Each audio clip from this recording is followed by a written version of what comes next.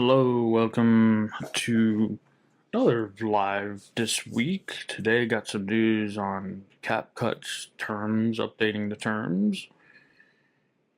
As you see here, from marketing e-commerce. That's right, marketing for e-commerce. Get into that, and before I get into that, I'm gonna go over. Let's see, Real Madrid is in trends. Who won the Stanley Cup? We can get into that. Mark Walter, Lear, is that King Lear? Lear director dumps 87,000. Oh. Thunderstorms, tornadoes in the Midwest. Ted Cruz is trending. John O'Keefe, Man City versus. We would die. I don't. This is what people are searching. Man City, Wydad, Casablanca.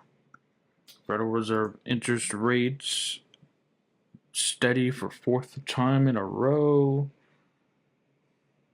Juneteenth holiday, I guess tomorrow. 28 years later. First reviews, unconventional stylish. 28 years later. Danny Boy and Jody cornered on COVID. 28 years later. I don't get that title. Gonzalo Garcia. Tornadoes in Michigan, Midwest. Heat advisory. Temps climb, storms loom ahead of official first day.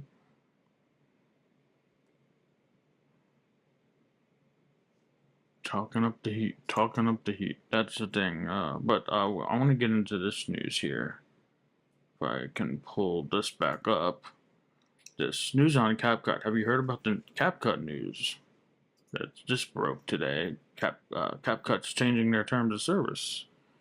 Primary concern revolves around a clause that allows CapCut to freely use videos. If you're using CapCut, it's by ByteDance, TikTok, if you ever heard of TikTok. Allows CapCut, the editor app program that you upload videos to TikTok, freely lets them use freely videos uploaded by users, even for commercial purposes.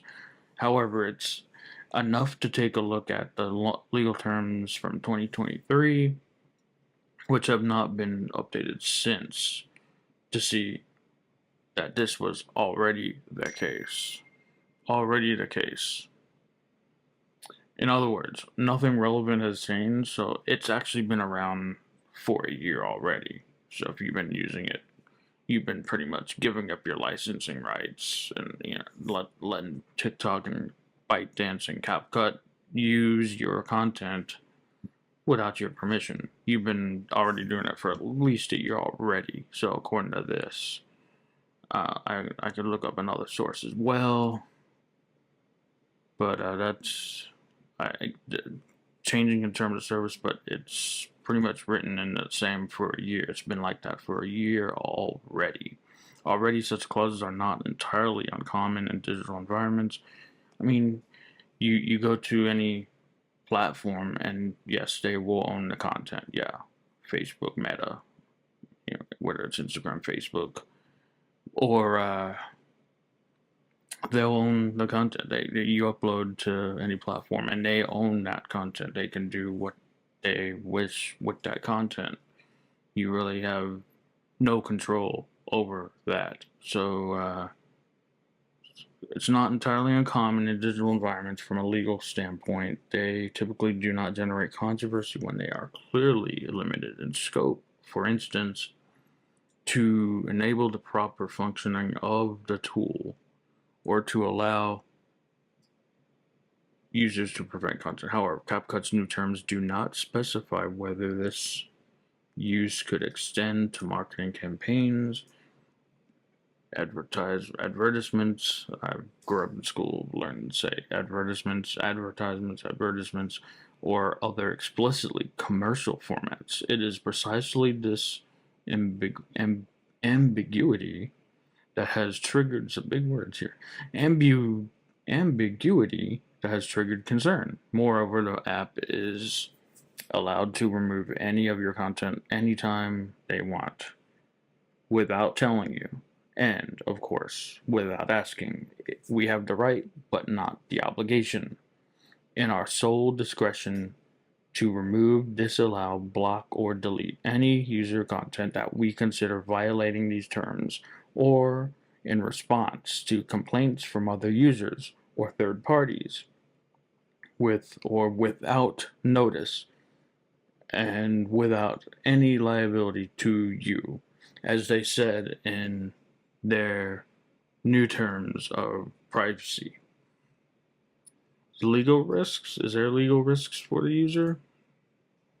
Seeing if we're on here. I'm just creating some videos here, getting caught up here and everything. More troubling in the scenario in which the uploaded video contains copyright protected material, such as segments.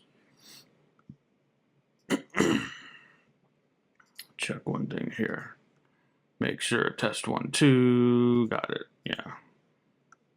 I don't know why I just wanted to test that, but get back right into it. Shifting the entire burden to the content creator. The document is explicit. The user declares ownership of all rights to the content they publish, and in the event of a claim, they must indemnify the company for any resulting damages.